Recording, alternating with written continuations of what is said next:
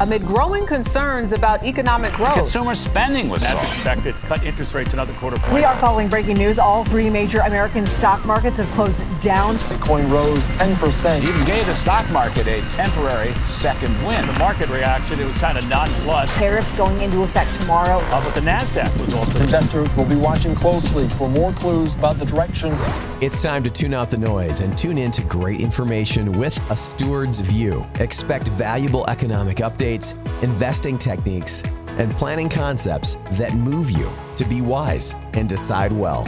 You'll be equipped and encouraged in a stewardship mindset, managing God's resources 1 week at a time. You can listen to this podcast and previous episodes at fideradvice.com. Welcome back to A Steward's View. I'm Aaron Kolkman. So glad you chose to join us again. And you can find this program online at fideradvice.com/podcast. That's FIDERE advice.com/podcast. You can also pick it up on Apple, Spotify, SoundCloud, or YouTube. With that, it's been a big week, and I'd like to give a little bit of a recap in where we've been. Just in this past week, we had Liberation Day, April 2nd, 2025, with major tariff announcements by the Trump administration. And with that, economic outlook revisions have abounded. In fact, they've been mixed. JP Morgan adjusted its economic outlook to include a U.S. recession in 2025. Fund manager Bill Gross gathered attention with his short warning to investors to not try to catch a falling knife. Other economists warned of slowing growth and increased inflation risk, known as stagflation. With jobs, according to the Bureau of Labor Statistics data released Friday, the U.S. economy added a stronger than expected 228,000 jobs in March, increasing from February's gains. The robust gains notched in March were likely a rebound after wildfires and bad weather depressed job growth in January and February. The unemployment rate in March ticked slightly higher to 4.2% from 4.1%, driven up partly by new entrants into the labor market. Economists were expecting job growth to slow to 130,000 in March and for the unemployment rate to tick up to 4.2%, according to FactSet. With the U.S. dollar slumping about 6% against other major currencies, Treasury Secretary Bessent maintained his strong dollar policy. He insists that we have a strong dollar policy and we are putting in all of the necessary ingredients to make sure the dollar is strong over the long run, quote unquote. He added that, quote, the dollar is going to do great, referring to the Trump administration's approach to reordering global trade and the U.S. standing with its trading partners. In the financial markets, the Russell 2000 took another pounding on Friday, tumbling 4.4% to end at 1827.03. Meanwhile, the S&P 500 fell nearly 6% to finish at 5074.08. The large cap index will have to close below 4,915.32 for a bear market to be confirmed. The Dow Jones Industrial Average was off 5.5%, ending at 38,314.86. The blue chip index on Friday officially entered correction territory, defined as a 10% decline from its recent peak. Further, the Magnificent Seven stocks have led major indexes down, while the equal-weighted S&P 500 index dropped significantly less. In other news, the S&P 500 PE ratio and forward PE ratios aligned for the first time in years, with both metrics hovering near 20, indicating the S&P is more accurately valued. In the bond market, the U.S. Treasury yield curve inverted over the past week, with the 10-year Treasury closing April 4th at 4.04, while the 2-year closed at 4.25. These yields represent a slight inversion and are nearly an exact opposite of the yield pattern 2 weeks ago. And so joining us today is former CEO and founder of Chartwell Investment Partners, Tim Riddle, and also portfolio manager from Chartwell, Theresa Tran. Welcome, Tim and Theresa. Thank you, Aaron. Thank you. And pleasure to be here today. It's great to have you. Thank you so much for joining us. Our listeners have been interested in this particular segment, and we'll have two, actually, one in the first and one in the second half. You have some big things happening in your part of the market, and I mean specifically small and mid-sized companies, with an increase in volatility this year and pressure on smaller growth firms. How are you navigating this? And I pose that question to either of you, but probably Theresa.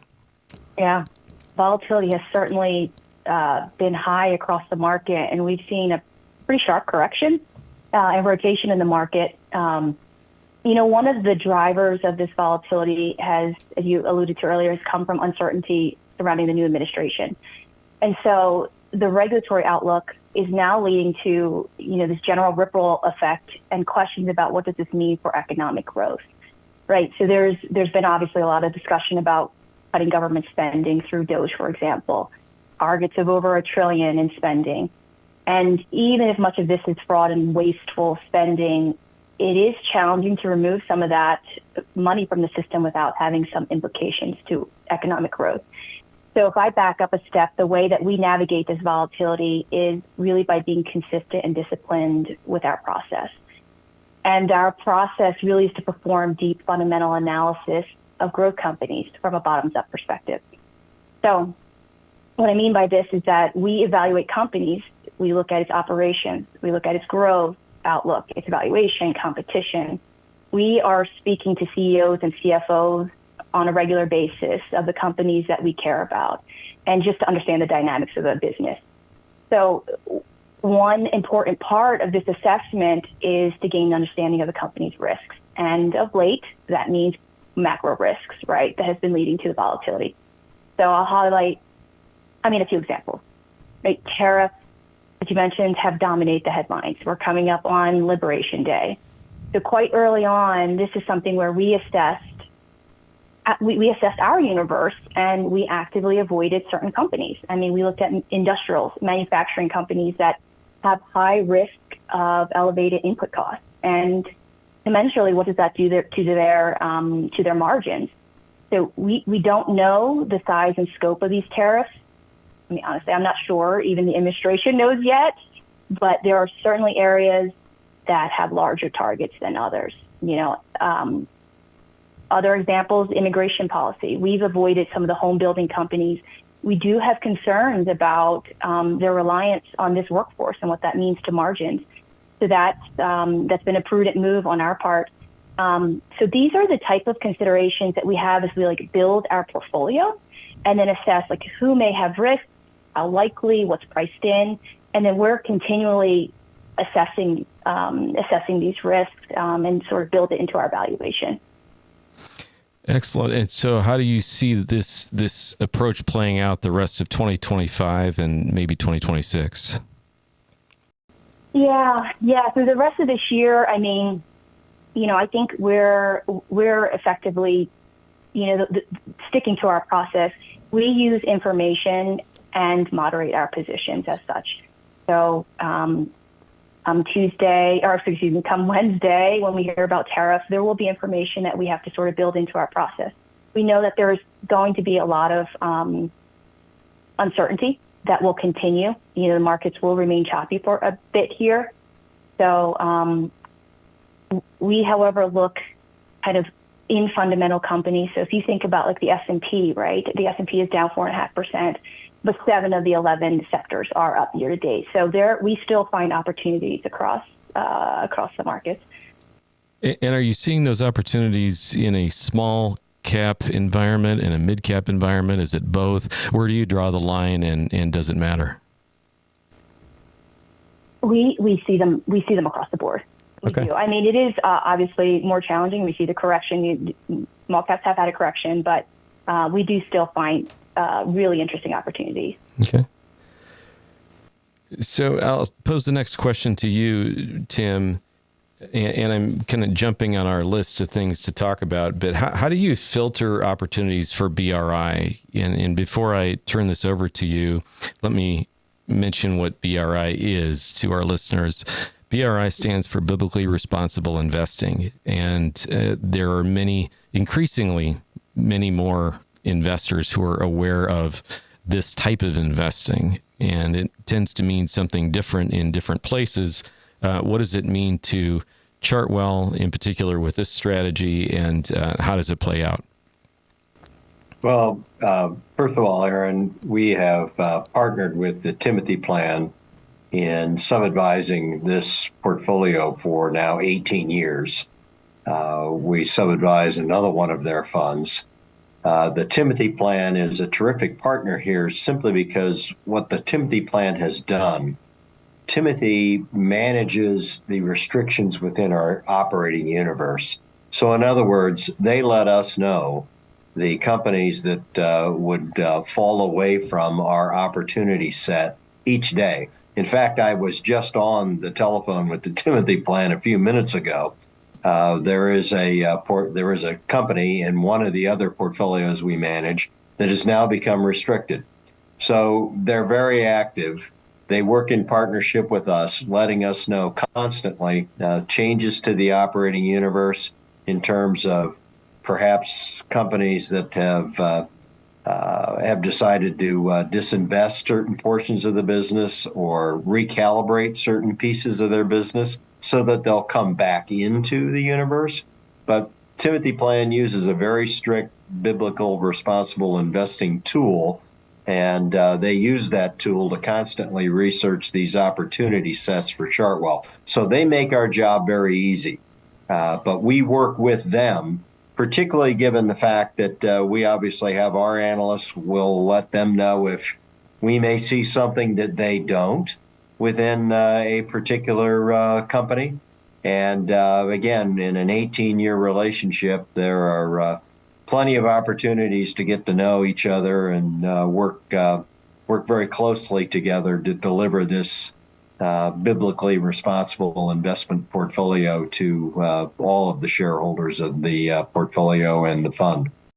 Excellent. And what an impressive partnership it is. This is the first time in my 20 years of screening risk-adjusted returns in global asset classes that I'm using for clients to find that there is, in fact, a BRI offering that is making it through those screens. Okay. And without going into all the detail, this was an opportunity for me that was exciting to see. It just came this January where the small mid-cap growth strategy made it through those filters and is now not proposing a trade-off to investors, at least those that I'm talking to, where there's this decision point, and that goes like this. I can either take a lower return for what I want to do and be in BRI somewhere in the world, or I can I cannot be in BRI. Right? That's been the decision. So I won't say that about every asset class, but I'll say that about the major ones in my couple of decades of looking for risk-adjusted returns, specifically Sharpe ratios that are better on a 5-year rolling basis. And I've just been so delighted to have this this decision point go away. It is unique. And it says a lot about the quality of our investment teams with Theresa and with Frank and with Ben on that team, but also working in conjunction with our partner, the Timothy Plan. And again, in these relationships, oftentimes it's just a relationship and it's not a partnership. This is truly a partnership. And it's one of the reasons why we've been able to deliver performance as strong as we have in TAAGX. Thank you, Tim. Thank you, Theresa. We're going to take a short break. When we come back, I'd like to talk more about the expectations that you two have for small and mid-sized companies in the U.S. and also what opportunities you see that you're most excited about right now. So we'll talk about those things right after this. More of A Steward's View in just a moment. Investors have stocks, bonds, mutual funds, ETFs, options, futures, real estate, and more. There's one place to look at all of your portfolio.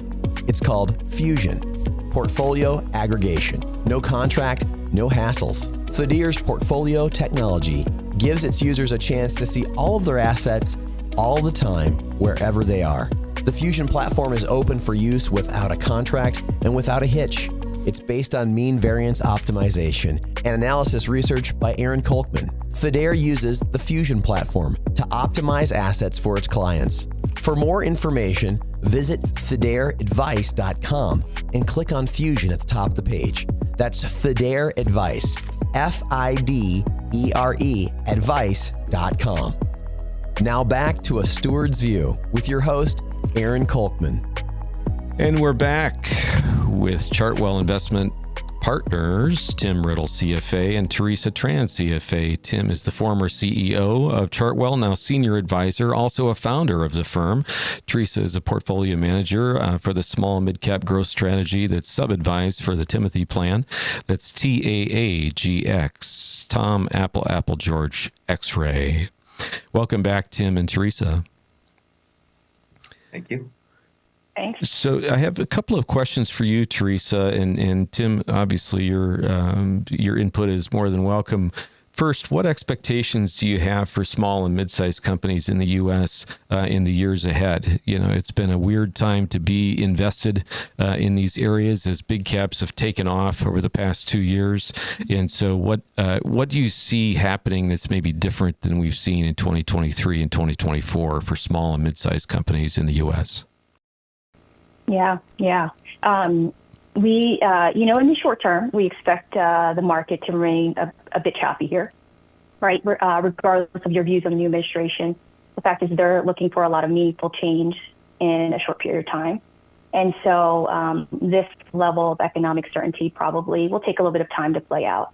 But if I really take the broader view of small caps, I mean, despite this correction, we continue to find many investments that are experiencing really high growth rates and executing very well in the environment. So, if you look at our portfolio, our average 12-month sales growth is 17% across our companies, which is strong, particularly in light of kind of the backdrop here.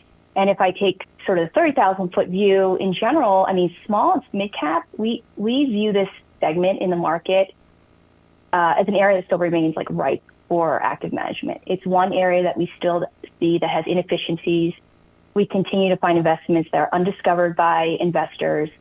And, as you said, in the last 2 years, I mean, the market returns have been really generated by the Magnificent Seven. And, as we see perhaps either a broader distribution, I mean, if we look at the S&P equal weighted, it is outperforming the S&P 500. So we are seeing a little bit of broadening, and I do think over time, perhaps as we see fund flows there, we could see it come to small caps. And if you look at relative valuation, small caps are relative to large caps still below historical averages. So I view this volatility as an opportunity for us and for small cap investors. I mean, in small cap where we've seen greater correction, we're seeing broad degrossing. It's really presented some dislocation in the market where, the baby has been thrown out with the bathwater, and we see some really compelling opportunities. Excellent. And so what are the opportunities you're most excited about right now? Yeah. So, in general, we get most excited about these companies that can deliver growth irrespective of market growth, irrespective of GDP growth. And so, these are the companies that have, that's the beauty of small cap. I mean, these are the companies that have idiosyncratic drivers, right? They're seeing either secular tailwinds, they have self-help stories, and we find those often to be the most attractive investments. So I can highlight one area. So one area that we're extremely excited about is in healthcare diagnostics space. This is one area where we're seeing just incredible innovation, new product advancements, and just as background, there's this new era of oncology testing that's still in its infancy. And so we see a huge runway for growth. It remains underpenetrated. And I think over time, some of these diagnostic tests will become standard of care. And really, I mean, what I'm referring to are these companies that have cancer detection tests. These are via a blood test. It can provide early cancer detection at a molecular level, often for patients that are in remission and facing reoccurrence. And it can lead to an earlier diagnosis than traditional imaging. I mean, these are industries that are seeing tremendous top line growth. They have no tariff exposure. They have limited policy risk. So these are the areas that we just love. So that's just one example that we're kind of excited about right now. Excellent. And how is it that risk gets managed in your process? If you have a summary version of that you could share with our listeners, either Theresa or Tim. Yeah, I can have Tim chime in here too, but a lot of our risk we do monitor our factor exposure. We look at really relative to historical and how we're sort of balanced versus our historical, and just to ensure that we're in line. And a lot of it, I think, is also dependent on each company analysis. Again, at its core level, we are kind of focused on our bottoms-up process. And so we do look at our risk-reward, our upside and downside capture, and particularly just within each stock as well. Excellent. Tim, any thoughts? We're very conscious of limiting exposure, particularly at the high end of the portfolio in terms of concentrations, be it within any individual industry or an individual weight within the portfolio. That will create a situation where we're spending a great deal of time trying to limit the potential downside associated with either one of those issues. Okay. And in terms of current holdings, has much changed lately? You know, I look at turnover in the past trailing 12 months through February anyway, at about 95%. So that doesn't speak to March, but I am curious if you've had a lot of changes since, the list I have shows Marvell Technology, Decker's Outdoor Corp, Burlington Stores as the top three. Mm-hmm. We've had, obviously with the uncertainty in the market, we have had some turnover, obviously, as like we get new fundamental news. So we've had some moves, a little bit on the AI front, and then more individual moves. We've added some healthcare that has more defensive characteristics, right? Mm-hmm. That we think is a little bit more protected in this environment. Excellent. And 71 million right now, is that right, Theresa? Yes, that's correct. 71, correct. Okay. Yeah, sorry, Aaron, you couldn't read. Okay. In AUM managed, correct. Yep, and I know the firm is managing 12.5 billion. What is it about this fund that we haven't touched on that you'd like investors to hear, Tim or Theresa? Yeah, I don't know, Tim, if you want to jump in here, but I think what really shows, if you look at our historical attribution, is that much of our returns comes from stock selection, and not from taking larger sort of like sector bets. It truly is a stock picker's portfolio, and driven by our fundamental process. So that is we look to drive our alpha and our returns from alpha as opposed to beta in this instance. Tim, what are your thoughts? Teresa's comments about the attractiveness of not only the universe, but just as Theresa had laid out, the portfolio itself. We believe this is an extremely attractive portfolio at this point in time, and are very excited about the prospects. Regardless of what happens in the market, there's going to be short-term volatility. And again, we knew with the new administration that there would be some volatility associated with the market, but longer term, this is a very, very efficient sector to be invested in. Excellent. And the number of holdings right now? There's 40. I should have this 41. Okay, so a fairly concentrated portfolio. It is. And I can also say congratulations. You've made the top quartile, at least according to Morningstar, the past 3 years. Theresa and team, well done. Yeah. Okay, well, it's been such a pleasure to have you on the program today, and I just want to thank you both for your time and your inputs. We've been talking with Tim Riddle from Chartwell Investment Partners, also Theresa Tran from Chartwell Investment Partners. Theresa's co-managing the TAAGX fund. That's the Timothy Plan Small Mid-Cap Growth Fund, and they are both appreciated, and we'll gladly invite them back at some point in the future. You can find Tim Riddle and Theresa Tran at Chartwell Investment Partners. That's chartwellip.com. You can find the Timothy Plan at timothyplan.com. Tim and Theresa, thank you both again for your inputs. And looking at the week ahead, on Wednesday, we have wholesale inventories and the Federal Open Market Committee meeting minutes. Thursday, we get initial jobless claims as well as the CPI inflation report. For CPI, estimates are for the headline number to grow at 0.1% and core to grow at 0.3%. Then on Friday, we close the week with PPI data and April preliminary University of Michigan sentiment data. I do hope this program has been a benefit to you and others you choose to share it with. From all of us at A Steward's View, we look forward to joining you next week. And until then, please do be wise and decide well. You've been listening to A Steward's View.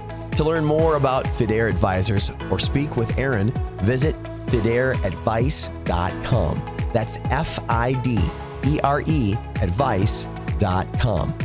To listen to this and other episodes of A Steward's View, visit Fidare Advice and click on A Steward's View podcast link at the top of the page. A Steward's View is brought to you by Fidare Advisors, a registered investment advisor offering financial planning and asset aggregation. Asset aggregation systems are designed to align portfolios across accounts into a single, globally optimized investment plan for families it serves. Fidare maintains liquidity of client capital at major custodians and utilizes asset managers that have shown consistent historical performance through excellent risk management. This program is not an offer to transact any securities and does not constitute a financial planning engagement. Information provided has been prepared from sources believed to be reliable, but is not guaranteed and does not represent all available data necessary for making financial decisions and is for informational purposes only. Fidare and its representatives do not offer tax or legal advice through Fidare. Please consult the appropriate advisor. Fidare Advisors LLC is a registered investment advisor. To discuss your situation or to learn more about Fidare, please visit fidareadvice.com. That's FIDERE advice.com.